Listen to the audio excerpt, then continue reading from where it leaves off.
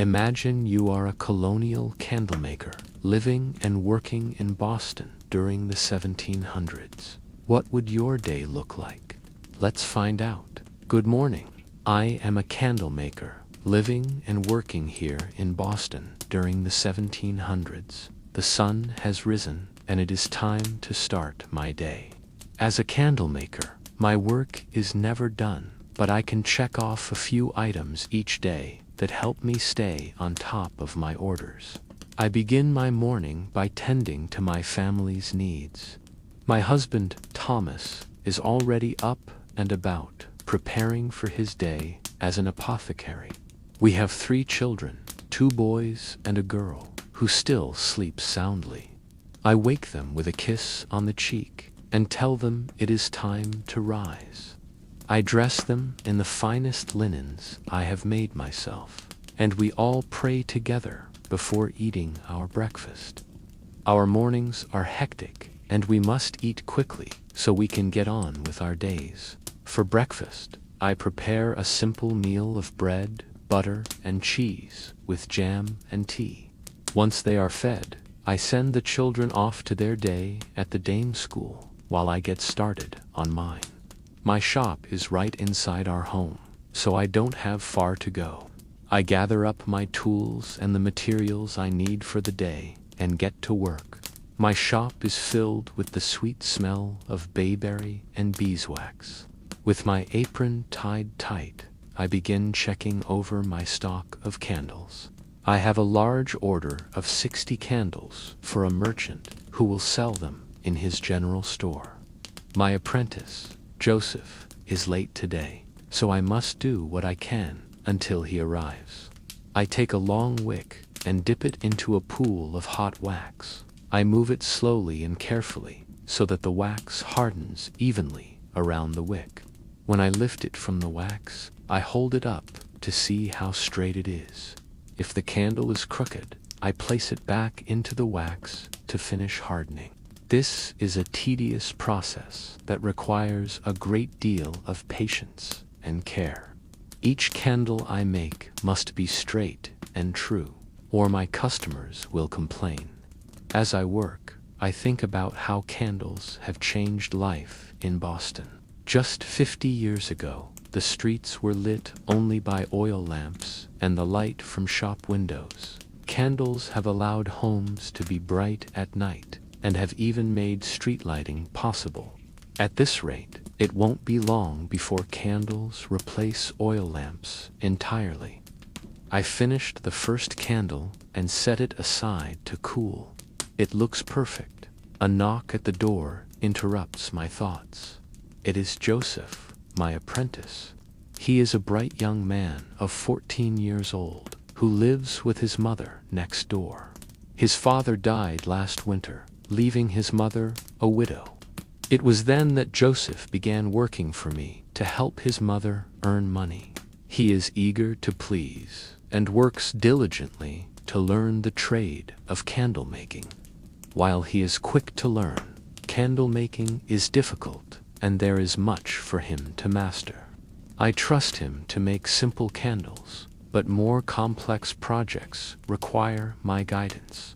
We work side by side to fill my order for the merchant. It is not uncommon for us to make up to 100 candles a day. Joseph dips a candle into the wax and lets it harden. I stop him before he does too much. He is still learning how to move the candle to ensure an even coating of wax. We work steadily until midday when the heat of the room becomes unbearable. We wipe the sweat from our brows and take a break. I need to collect my thoughts and figure out what I will make next. Joseph uses this time to sharpen his tools, a task he dislikes. To rest, I step outside to the sweet smell of honeysuckle. I take a deep breath and continue on my way to the market. At the market, I meet with other tradespeople and buy supplies I need for candle making. Wax, lead, cotton, and wick are some of the things I purchase. These supplies are not cheap, and I must keep track of my expenses if I want to turn a profit. While shopping, I hear talk of an upcoming voyage to England. It is rare that merchants travel to England, so I ask questions. They tell me that one of the wealthiest merchants in Boston is sponsoring a trip. Because of his wealth, he can afford passage on a ship coming directly from England. Most merchants travel on slower and cheaper ships.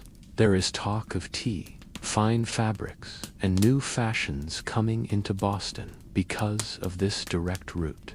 I hope some of those new fashions include new colors of dye for my candle molds.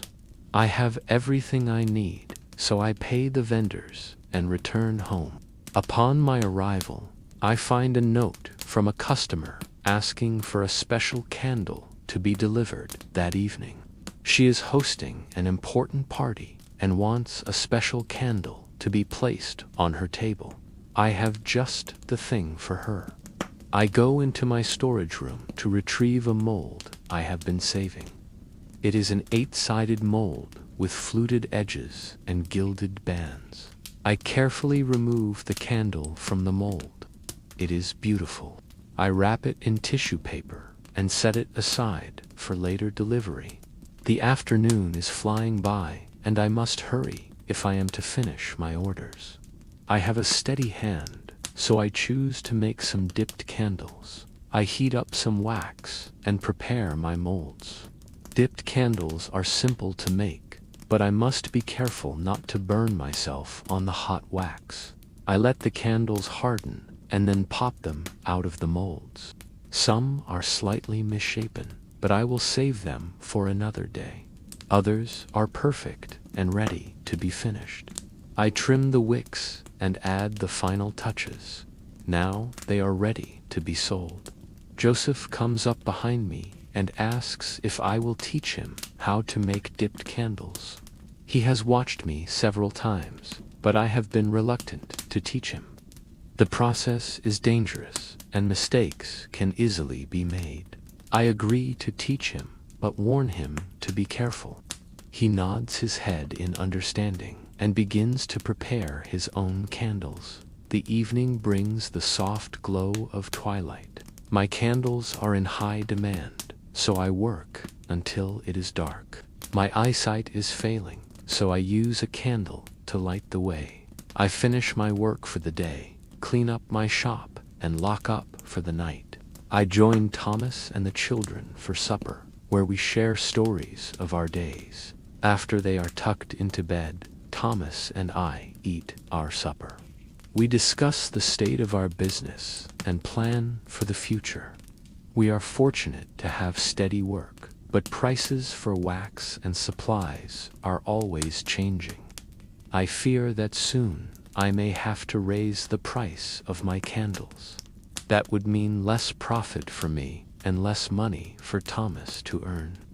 It is getting late, so I help Thomas clean up from supper and get ready for bed. We talk quietly so as not to wake the children. We climb into bed and I rest my head on Thomas's shoulder. I am tired from my day of candle making. Soon I will be asleep, but first I think about the events of the day. An order filled, a new apprentice taught, and a special candle made for an important customer. I think of the many faces I will see tomorrow when I visit the market. I wonder what new fashions they will bring. Will they have new colors of candle dyes? I smile as I drift off to sleep. Another day of candle making is ahead. Thank you for taking the time to watch this video. Please subscribe if you enjoyed it, and be sure to like and share.